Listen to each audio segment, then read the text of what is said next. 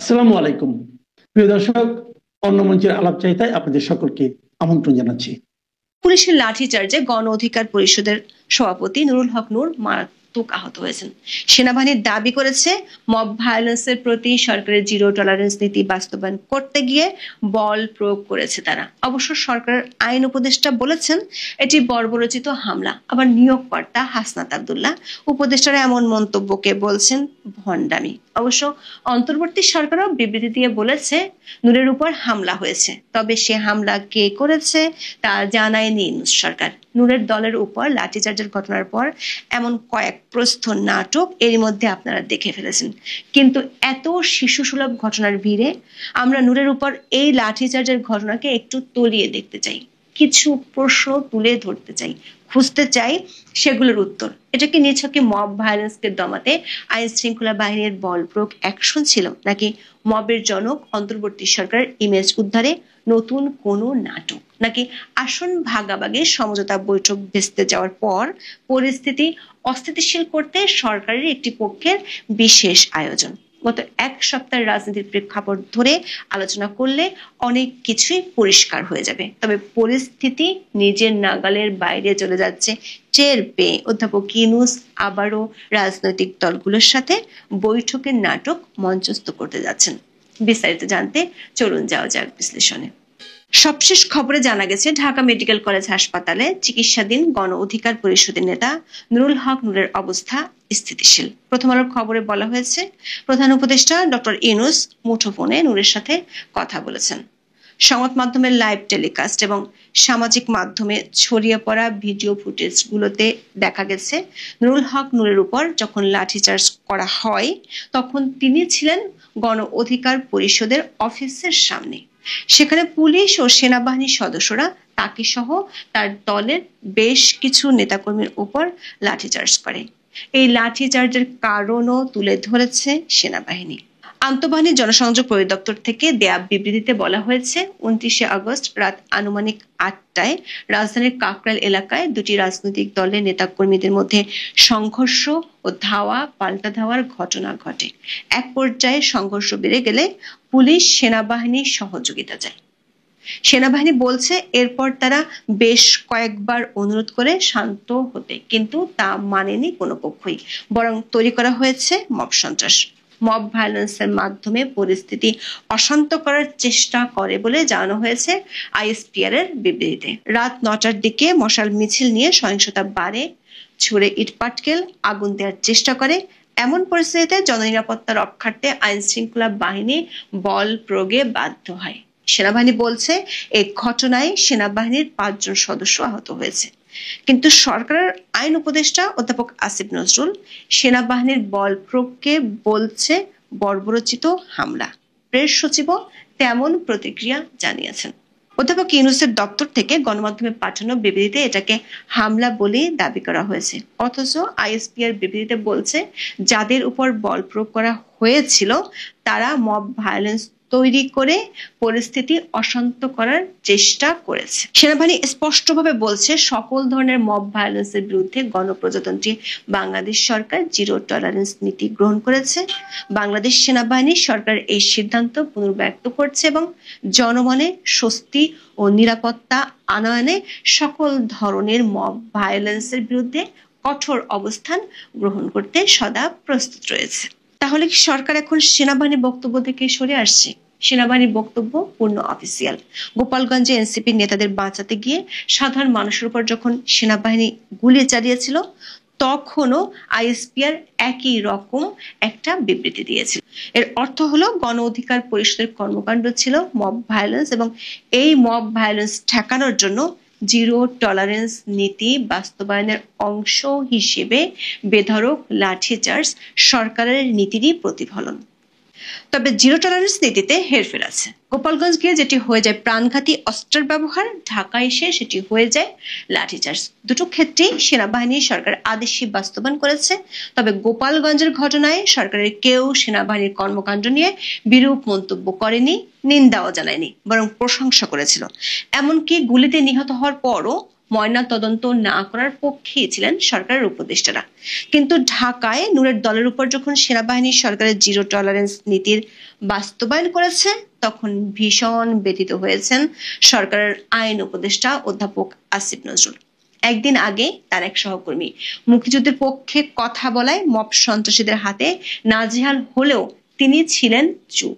কিন্তু গণ অধিকার পরিষদের উপর সেনা ও পুলিশ যে লাঠিচার্জ করেছে সেটাকে আসিফ নজরুল বলছেন বর্বরচিত হামলা।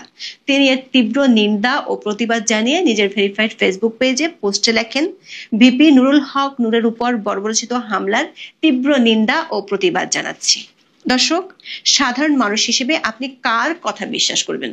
সেনাবাহিনী যাদেরকে মব সন্ত্রাসী বলছে, যারা সেনা পুলিশ সদস্যকে মেরে আহত করেছে, তাদের উপর সরকারের জিরো টলারেন্স নীতি বাস্তবায়ন করেছে, সেই সেনাবাহিনীকে নাকি আইন উপদেষ্টাকে?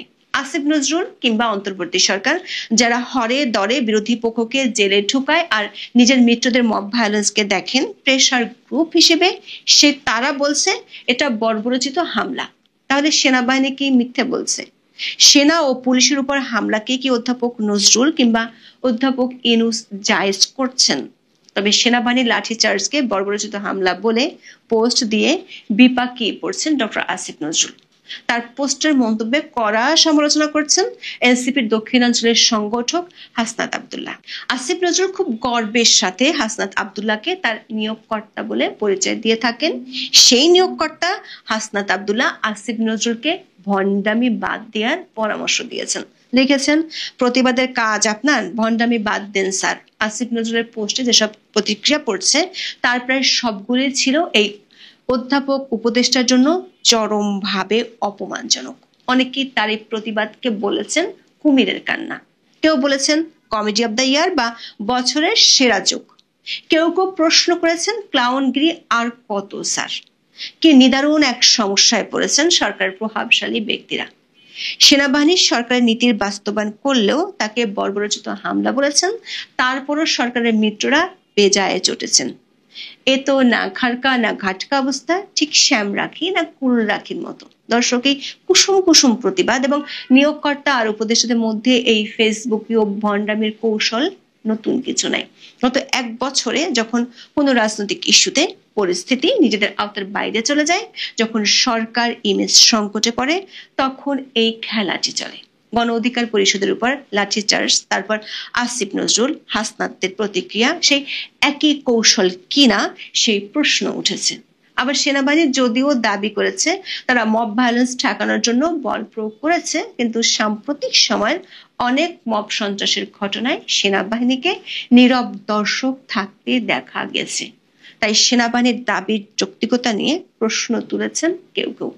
একটি সন্দেহের কথা বিএনপিপন্থী লোকজন তুলেছেন। তারা বলছেন এই ঘটনা দেশকে অস্থিতিশীল করার চেষ্টা এবং এর মাধ্যমে নির্বাচন বানচাল করতে চায় সরকার একটি পক্ষ।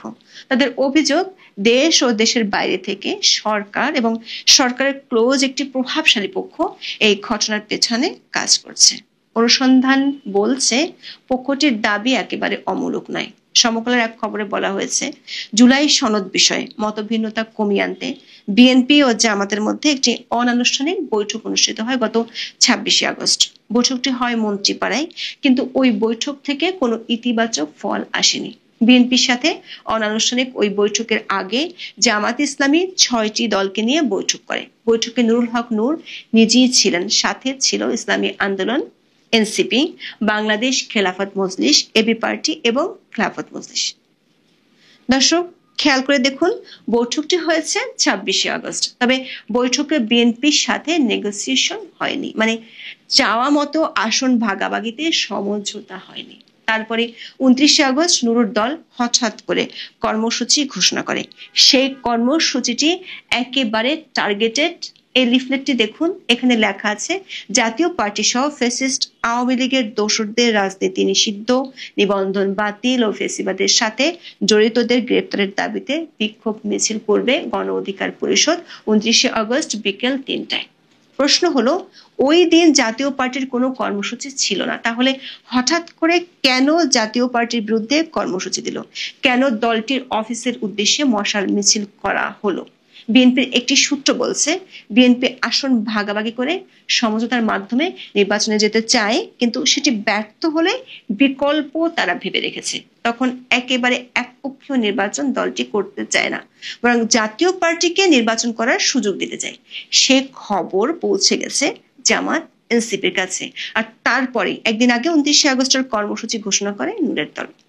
জাতীয় পার্টির সূত্রে জানা গেছে নূরের দল ওই বিক্ষোভ মিছিল থেকে জাতীয় পার্টির অফিসে হামলা চালাতে পারে এমন তথ্য তাদের কাছে ছিল। সে কারণে দলটির ঢাকা মহানগরের দক্ষিণ বিভাগের নেতাকর্মীদের বিকেল থেকে পার্টি অফিসে থাকতে বলা হয়েছিল।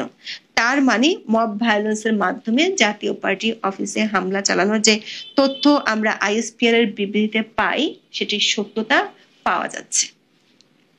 আবার সরকারের বিবৃতি কিংবা আসিফ নজরুলের মন্তব্য, সেখানেও হামলার কথা উঠে এসেছে। দর্শক, ঘটনার সময় ধারণ করা বেশ কিছু ভিডিও আমরা বিশ্লেষণ করেছি। একটি ভিডিওতে দেখা যাচ্ছে নূর ও রাশেদের নেতৃত্বে মশাল মিছিল করেছে গণ অধিকার পরিষদ। এই মিছিলটি থেকে অতর্কিত পুলিশ ও সেনাবাহিনীর উপর ইটপাটকেল ছোড়া হয়।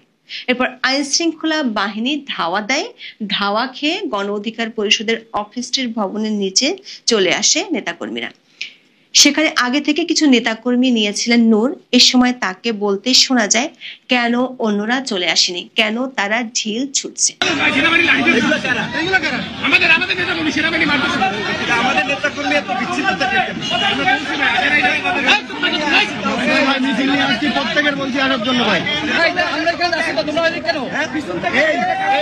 তার মানে সেনা পুলিশের সাথে সংঘর্ষে যাওয়ার ঘটনাটি নূর হয়তো জানতেন না, যেটি তার দলের অন্য কেউ লিড দিয়েছে। আবার ভিডিওতে দেখা গেছে পুলিশ সেনাবাহিনী নূরের উপর প্রথম হামলা চালায়নি। নূররা যেখানে জড়ো হয়েছিল, পুলিশ ও সেনাবাহিনী প্রথমে সেখানে এসে থমকে যায়। কিছু সদস্য ফিরেও যাচ্ছিল, কিন্তু এমন সময় তাদের উপর আক্রমণ করা হয়। ভিডিওতে দেখা গেছে ঢিল ও চেয়ার ছুঁড়ে মারা হচ্ছে। তারপর আইন শৃঙ্খলা বাহিনীর সদস্যরা ব্যাপক লাঠিচার্জ শুরু করে। এতে মারাত্মকভাবে আহত হন ডাকসুর সাবেক ভিপি নুরুল হক নূর। আইন শৃঙ্খলা বাহিনীর সদস্যরা বারবার, এমনকি ভিডিওতে দেখা গেছে নূর নিজেও নিবৃত্ত করতে চাচ্ছিলেন। তার সত্ত্বেও কেন গণ অধিকার পরিষদের নেতারা পুলিশ সেনাবাহিনীর উপর হামলা চালালো, সে প্রশ্নের উত্তর আর ঠিক জামাত বিএনপি বৈঠক ফলপ্রসূ না হওয়ার পরপরই নূরের দল কেন জাতীয় পার্টির বিরুদ্ধে কর্মসূচি ডাকলো, এই দুই প্রশ্নের উত্তর নির্বাচন বানচালের ষড়যন্ত্রকে জোরদার করে। সরকার যে বিবৃতি দিয়েছে সেখানেও নির্বাচন বানচালের কথা আছে। তার মানে কি শস্যের মধ্যে ভূত? সরকারি মিত্ররা হামলা চালাচ্ছে, আবার সরকারই বলছে নির্বাচন বানচালের আশঙ্কার কথা। সরকারি নাটকের আরো একটি বিষয় লক্ষণীয়, পরিস্থিতি নিজের আওতার বাইরে গেলে অধ্যাপক ইউনূস জাতীয় ঐক্যের নামে রাজনৈতিক দলগুলোর সাথে বৈঠক ডাকেন। এবারও তার ব্যত্যয় ঘটেনি। বিএনপি, জামাত ও এনসিপির সাথে 31শে আগস্ট বৈঠক ডেকেছেন ডক্টর ইউনূস। পুরাতন স্ক্রিপ্টে আবারও নতুন একটি নাটক দেখা যাবে। তবে আরেক পক্ষ থেকে নূরের উপর লাঠিচার্জের ঘটনা নিয়ে ভিন্ন একটি সন্দেহ বা প্রশ্ন উঠে এসেছে। তারা বলছেন এটি স্রেফ সরকারের একটি নাটক। এমন নাটক সরকার আগেও অনেকবার মঞ্চস্থ করেছিল। 28শে আগস্ট ঢাকা রিপোর্টার্স ইউনিটিতে মঞ্চ 71 অনুষ্ঠানে গিয়েছিলেন মুক্তিযোদ্ধা লতিফ সিদ্দিকী, সাংবাদিক মঞ্জুল আলম পান্না, আইনের অধ্যাপক হাফিজুর রহমান কার্জন সহ অনেক শিক্ষক, সাবেক সচিব ও মুক্তিযোদ্ধারা। কিন্তু জামাতের পল্টন থানার এক নেতার নেতৃত্বে মব ভায়োলেন্স করে চরমভাবে নাজেহাল করে সরকার সমর্থকেরা। পুলিশ মব ভায়োলেন্স যারা করেছে তাদেরকে ধরেনি, উল্টো সন্ত্রাস দমন আইনে হাতকড়া পরিয়েছে মুক্তিযোদ্ধা, শিক্ষক ও সাংবাদিকদের। দায়িত্ব নেওয়ার পর থেকে অধ্যাপক ইউনূসের বিরুদ্ধে মুক্তিযুদ্ধ ও বাংলাদেশের স্বাধীনতা বিরোধী আচরণের অভিযোগ উঠেছিল। সেটি 28শে আগস্টের ঘটনার পর বেশ আরো স্পষ্ট হয়ে যায়। একটি পক্ষ মনে করছে মুক্তিযুদ্ধের পক্ষে লোকজনকে নাজেহাল ও অপমান করার ঘটনায় সরকারের দৃশ্যমান সহযোগিতা সরকারের ডুবন্ত ইমেজকে আরো ব্যাপক প্রশ্নের মুখে ঠেলে দিয়েছে। পক্ষটির দাবি, এই ইস্যু থেকে চোখ সরানোর জন্য সরকারের দরকার ছিল একটি নতুন ইস্যু।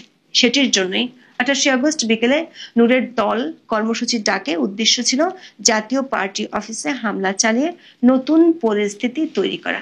জাতীয় পার্টি অফিসে হামলা চালালে জাতীয় পার্টির নেতা কর্মীরাও পাল্টা হামলা চালাবে। তখন জুলাই ঐক্যের নামে নতুন করে দলটিকে কোণঠাসা করা যাবে। এক ঢিলে 2 পাখিও মারা যাবে। মানুষ ভুলে যাবে মুক্তিযোদ্ধাদের অপমানের কথা, সরকার ওই ঘটনা থেকে রিলিফ পাবে, আবার জাতীয় পার্টিকেও রাজনীতি ছাড়া করা যাবে। এই পক্ষটির যে জোরালো দাবি সেটি হলো সেনাবাহিনী যে মব ভায়োলেন্সের প্রতি জিরো টলারেন্স নীতির কথা বলছে সেটি একদিন আগে কোথায় ছিল? 3 ঘন্টা ধরে মুক্তিযোদ্ধাদের নাজেহাল করার পরও কেন সেনাবাহিনী ঘটনাস্থলে যায়নি? সাম্প্রতিক সময়ে ঘটে যাওয়া বেশ কিছু ঘটনা বিশ্লেষণ করলে দেখা যাবে এ দাবির যৌক্তিকতা আছে। সেনাপ্রধানের এনাফ ইজ এনাফের মেয়াদ কবে শেষ হবে সেটি পরিষ্কার নয়, ফলে সেনাবাহিনী যে মব ভায়োলেন্সের প্রতি জিরো টলারেন্সের কথা হঠাৎ করে বলছে, যেখানে একদিন আগেও তারা নীরব ছিল, সে দাবির যৌক্তিকতা নিয়ে প্রশ্ন তোলাই যায়। আবার বিএনপি এবং জামাতের বিবৃতিতে সেনাবাহিনীকে কোনো দোষ দেয়া হয়নি। জামাতের সেক্রেটারি জেনারেল মিয়া গোলাম পারওয়ার নিজের ফেসবুক পোস্টে এই ঘটনার জন্য আওয়ামী লীগ ও জাতীয় পার্টিকে দায়ী করেছেন। তা নিয়ে এনসিপি নেতা হাসনাত আব্দুল্লাহ অবশ্য তাকে খোঁচাও দিয়েছেন, জিজ্ঞেস করেছেন সেনাবাহিনী মারছে বলতে লজ্জা পান কিনা। এমনকি সরকার ও তার বিবৃতিতে হামলা বলেনি, সেনাবাহিনী হামলা চালিয়েছে। দর্শক, এমন বেশ জটিল কিছু সমীকরণ শুধু নূরের উপর লাঠি চার্জের ঘটনাতেই নয়, দেশের পুরো রাজনীতিকে ঘিরে রেখেছে। সমকালের খবরে বলা হয়েছে 7টি দলের পক্ষ থেকে জামাত বিএনপির সালাউদ্দিন আহমেদের সাথে যে বৈঠক করেছে সেটি ব্যর্থ হয়েছে। এখন তারা খালেদা জিয়ার সাথে বৈঠক করতে চায়। সে বৈঠক না হলে কিংবা বৈঠকটি ব্যর্থ হলে চূড়ান্ত কিন্তু ভয়ঙ্কর রূপ দেখা যাবে। দেশীয় হিসেব নিকেশের বাইরে গিয়ে কেউ কেউ বিদেশি হিসেব নিকেশও করছে। সেনাপ্রধানের পর এনসিপি নেতারা চীন ঘুরে এসেছেন, তার পরপরই কেন বড় দুটি ঘটনা ঘটল। আবার ভারত আমেরিকাকে ছেড়ে চীন ও রাশিয়ার দিকে ঝুঁকছে। ফলে বাংলাদেশ নিয়ে ইন্দো প্যাসিফিকের রাজনীতি হয়তো পাল্টে যাচ্ছে কিনা সেটি এখন বলা মুশকিল, কিন্তু এটুকু বলা যায় সরকারের কিংবা সেনাবাহিনীর মব ভায়োলেন্স নীতি বুমেরাং হয়ে গেছে। সেম সাইড কৌশল নিয়ে গেছে, এমন সুইসাইডাল কৌশল সামনে আরো দেখা যাবে। অন্তত পক্ষে ইতিহাস তাই বলে। এখন দেখার বিষয় এই কৌশলগুলো আরো কতটা ভয়ঙ্কর হয়। দেখা গেল সাপমূল্য, লাঠিও ভেঙে গেল, তখন হয়তো পাশার দান উল্টে যাবে। এখন এ পর্যন্ত সবাই ভালো থাকুন, সুস্থ থাকুন, নিরাপদে থাকুন। দেখা হবে আগামী